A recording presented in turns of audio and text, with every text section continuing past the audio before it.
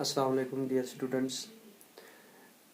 कल हमने नरेशन के बारे में थोड़ा पढ़ा, तो जहाँ पर हमने टॉपिक कल छोड़ा था वहीं से हम आगे जाने की कोशिश करेंगे।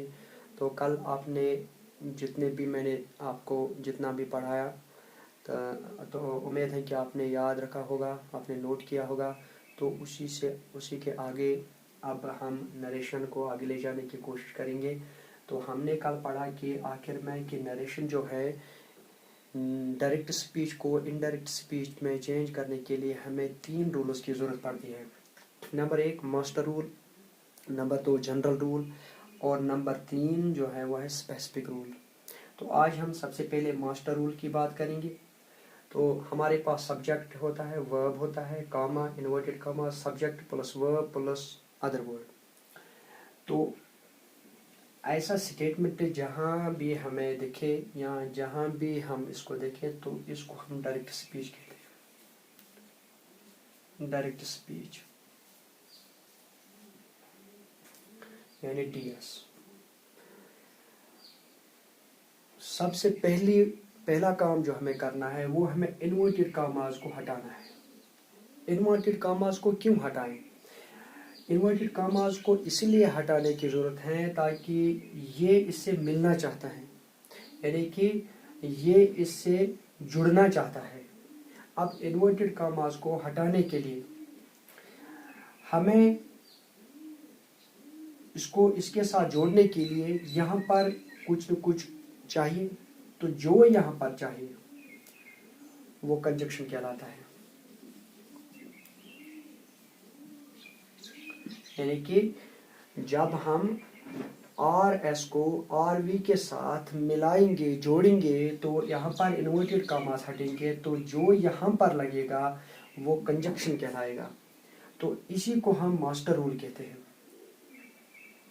नंबर 2,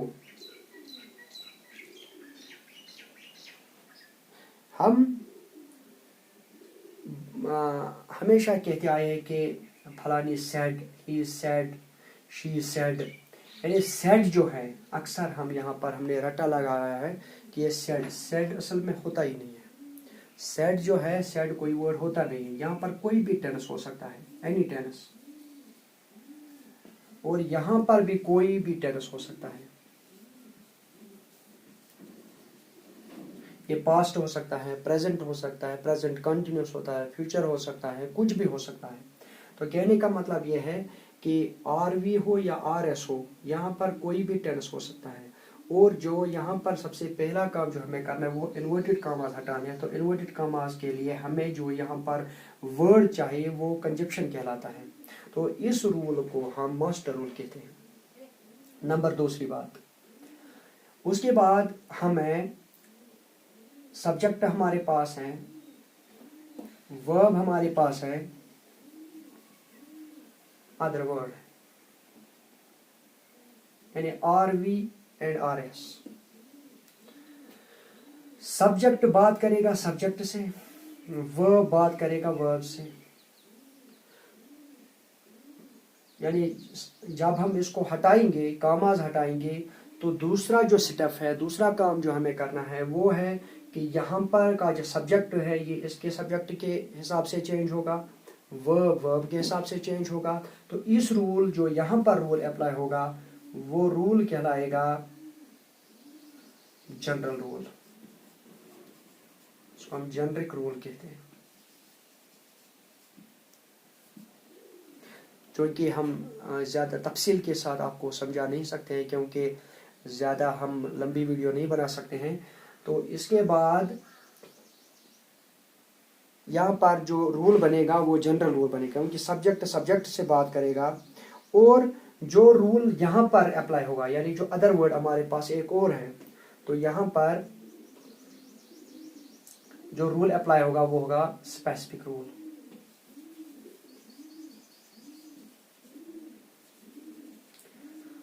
तो अब हमें तीन रूल्स मैंने आपको समझाने की कोशिश की थोड़ा। तो मामला ये है कि डायरेक्ट स्पीच को इनडायरेक्ट स्पीच में चेंज करने के लिए, तब्दील करने के लिए हमें 3 रूल्स की ज़रूरत पड़ती है। सबसे पहले है मास्टर रूल, यानी कि सबसे पहले हमें इन्वर्टेड कॉमास को हटाने हैं। Number 2 generic rule, general rule, यानी कि सब्जेक्ट से बात करेगा, वर्ब से बात करेगा, तो जो यहाँ पर रूल अप्लाई होगा वो जनरल रूल होगा। नंबर 3 अदर वर्ड, जो यहाँ पर रूल इस्तेमाल होगा, यूज़ होगा, अप्लाई होगा, वो उस रूल को हम स्पेसिफिक रूल कहते हैं। यानी कि शॉर्ट में आपको ये तीनों रूल याद रखने हैं, स्टेप बाय स्टेप आपको याद रखने हैं। आगे हम तफसील के साथ इनको समझाने की कोशिश करेंगे, समझने की कोशिश करेंगे। तो अब हम एक एक करके तीनों रूलों के बारे में कि कौन कहाँ पर चेंज होता है। तो हमारे पास होता है सब्जेक्ट, वर्ब, कामा, इन्वर्टेड कामास, subject plus verb plus other word, ये हमारे पास स्टेटमेंट है। मास्टर रूल,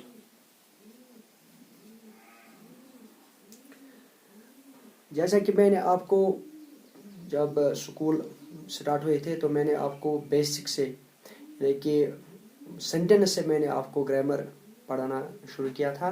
तो हमने बेसिक पढ़ा था काइंड्स ऑफ सेंटेंस। हमारे पास सेंटेंस जो है वो 5 तरह के होते हैं। हमारे पास होता है असर्टिव, इंट्रोगेटिव,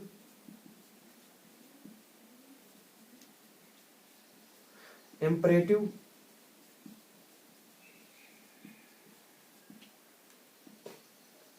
ऑप्टेटिव, एक्सक्लेमेटरी।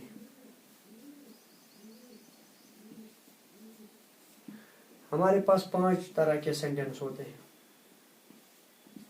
3, 4 और 5। तो कामास को जब हम हटाएंगे तो किस तरह हटाएंगे, और जब हम कामा हटाएंगे क्या हम कामा हटाने के बाद यहाँ पर कंजक्शन दैट ही लगाएंगे या कुछ और लगेगा, इसमें समझने की कोशिश करेंगे।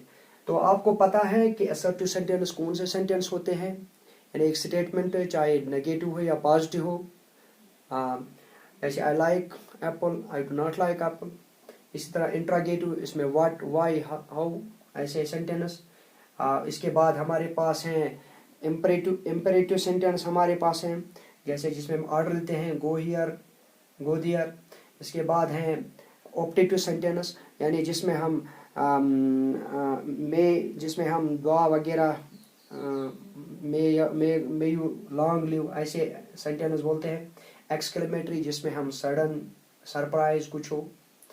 यानी कि ऐसे सेंटेंस 5 हैं, और इन 5 सेंटेंस में हम कहाँ पर जब कामास हटाएंगे तो कहाँ पर दैट लगाएंगे।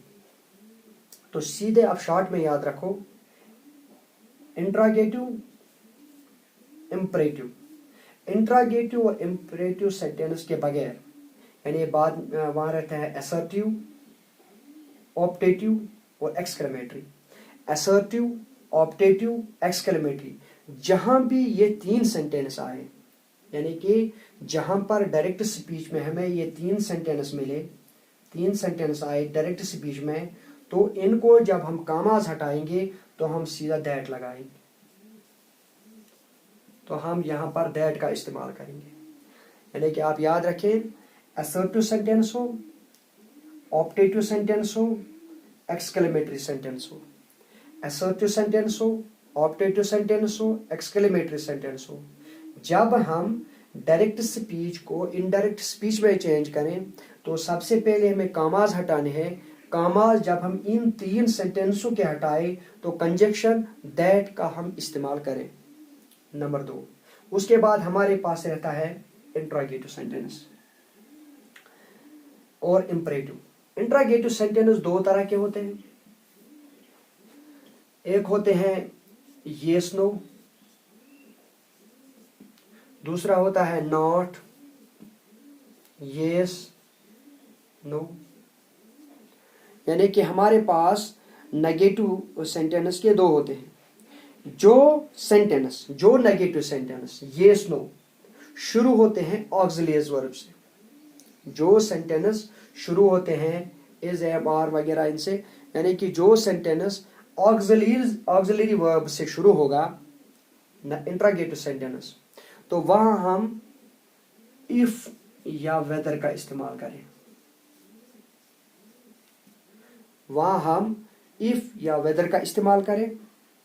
और जो सेंटेंस हमें शुरू होता है WH से, यानी कि what, why, how, where, when, यानी कि आप इतना याद रखिए कि WH से, जो सेंटेंस WH से शुरू, जो इंट्रोगेटिव सेंटेंस WH से शुरू होते हैं वह हम सेम जो सेंटेंस में होगा वही लगाएंगे, चाहे व्हाट हो व्हाट लगाए, यानी सेम डिटो हमें।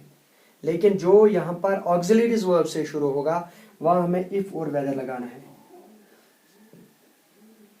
वह हमें इफ और वेदर। और जो सेंटेंस नॉट येस नो, यानी कि जो सेंटेंस WH से शुरू होते हैं what, where, when, whose, whom, तो वहां पर हम सीधा WH, चाहे व्हाट हो तो व्हाट लगाए, वायर हो तो वायर लगाए, जो कुछ भी होगा सीधा हमें वही लगाना है। और अगर इंपरेटिव सेंटेंस हो, अगर हमारे पास इंपरेटिव सेंटेंस हो तो इंपरेटिव सेंटेंस में कामाज जब हटेंगे तो कामाज कंजक्शन की जगह हमें टू लगाना है, कंजक्शन की जगह हमें टू लगाना है। इंशाल्लाह मिसालों के जरिए आप अच्छी तरह समझ जाएंगे। फिलहाल आप याद रखेंगे और अपनी कॉपी पर इसको नोट करें। तो हमने यहाँ पर जो सीखा वो ये है कि मास्टर रूल क्या होता है। मास्टर रूल में यानी कि डायरेक्ट स्पीच को इनडायरेक्ट स्पीच में चेंज करने के लिए सबसे पहला काम जो हमें करना है वो है इन्वर्टेड कामाज को हटाने हैं। तो इन्वर्टेड कामाज को हटाएंगे तो बीच में जो लफ्ज जुड़ेगा वो कंजक्शन होगा। तो कंजक्शन जो हमें लगाना है, ये 5 किस्म के सेंटेंस हमारे पास होते हैं, असर्टिव, इंट्रोगेटिव, इंपरेटिव, ऑप्टेटिव और एक्सक्लेमेटरी। असर्टिव हो, ऑप्टेटिव हो या एक्सक्लेमेटरी हो, इन 3 सेंटेंस में जब हमें डायरेक्ट स्पीच को इनडायरेक्ट स्पीच कामाज हटाने हैं तो बीच में हम कंजक्शन की जगह सिर्फ दैट लगाए। और अगर इंट्रोगेटिव हो सेंटेंस हो तो इंट्रोगेटिव 2 किस्म के होते हैं, एक येस नो वाला, एक नॉट येस नो वाला होता है। तो जो सेंटेंस येस नो वाला हो वहां हम कंजक्शन की जगह इफ या वेदर लगाए, और जो नॉट येस नो हो वहां हम WH लगाए, यानी जो सेंटेंस WH से शुरू होते हैं यानी वायर, व्हाट, हुज, तो वहां हम सीधा वही लगाए, वहां हमें कोई भी चेंज करने की जरूरत नहीं है। लेकिन अगर सेंटेंस ऑक्सिलरी वर्ब से शुरू होता है तो वह हमें इफ और वेदर लगाना है। तो ये हमारा पहला मास्टर रूल था।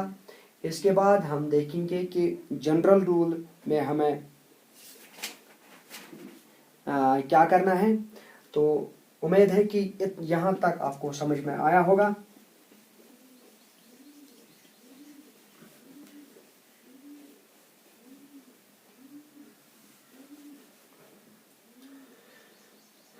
Subject plus verb comma inverted comma, subject plus verb plus other word. तो एक चीज मैं आपको बताना भूल गया था कि अगर हमारे पास ये जो रिपोर्टिंग वर्ब है और ये रिपोर्टेड स्पीच है, तो जब हम इन्वर्टेड कामास क्लोज करते हैं तो अगर हमें सेंटेंस के लास्ट में कोई भी पंक्चुएशन मार्क हो, चाहे फुल स्टॉप हो, चाहे क्वेश्चन मार्क हो, चाहे एक्सक्लेमेटरी मार्क हो, चाहे कोई भी मार्क हो, तो वो हमें इन्वर्टेड कामास के अंदर लगाना है, इन्वर्टेड कामास से बाहर नहीं लगाना है। जैसे यहाँ पर सेंटेंस है, लास्ट में फुल स्टॉप लगाए, बाद में हम इन्वर्टेड कामास क्लोज करेंगे। तो पहला रूल हमने समझा। तो अब हम दूसरा रूल जो है वो है जनरल रूल, इसको हम जेनरिक रूल भी कहते हैं। तो जनरल रूल मैंने आपको पहले ही बताया कि सब्जेक्ट सब्जेक्ट से बात करेगा, वर्ब वर्ब से बात करेगा। तो जो यहाँ पर रूल चेंज होगा वो जनरल रूल। जनरल रूल 3 किस्म के होते हैं। There are 3 types of general rules. There are 3 types of general rule. Number 1, change of person. Number 2, change of time. Number 3, change of other word.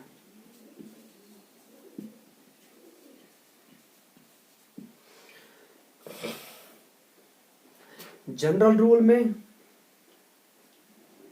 अब हम direct speech को indirect speech में change करने के लिए जो दूसरा रूल हमें अप्लाई करते हैं, यानी अब हमने इन्वर्टेड कॉमास हटा दिए। अब आगे क्या करना है? आगे जब हम डायरेक्ट स्पीच को इनडायरेक्ट स्पीच में चेंज करेंगे तो वहां पर कुछ चेंजें होती हैं, कुछ तब्दीलियां आती हैं। तो सब्जेक्ट आर एस का सब्जेक्ट आर वी के सब्जेक्ट के अनुसार चेंज होगा, आर एस का वर्ब और आर एस का वर्ब आर वी के वर्ब के हिसाब से चेंज होगा। तो इसको समझने से पहले हमें जनरल रूल समझना होगा कि जनरल रूल 3 किस्म के होते हैं। सबसे पहला change of person, change of time, change of time, change of person, change of time या टेंस हम कहते हैं, change of tense, change of other word. फिर एक बार मैं आपको समझाने की कोशिश करता हूं कि जनरल रूल जो है ये इसकी 3 किस्में हैं। Number 1 change of person, change of tense, change of other word. Change of person, change of tense, change of other word. तो चूंकि हमारे पास टाइम बहुत ही मुख्तसर होता है, इंशाल्लाह कल हम इसका पार्ट 3 पढ़ेंगे।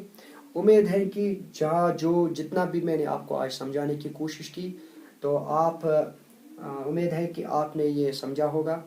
इसको समझने की कोशिश करें, इसको नोट करें अपने रफ पर, तो फिर इसको घर में पढ़ें कि मैंने क्या पढ़ाया।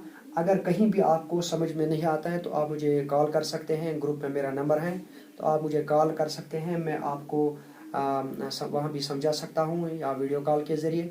तो इंशाल्लाह कल हम इसका पार्ट 3 पढ़ेंगे। खुदा हाफिज़।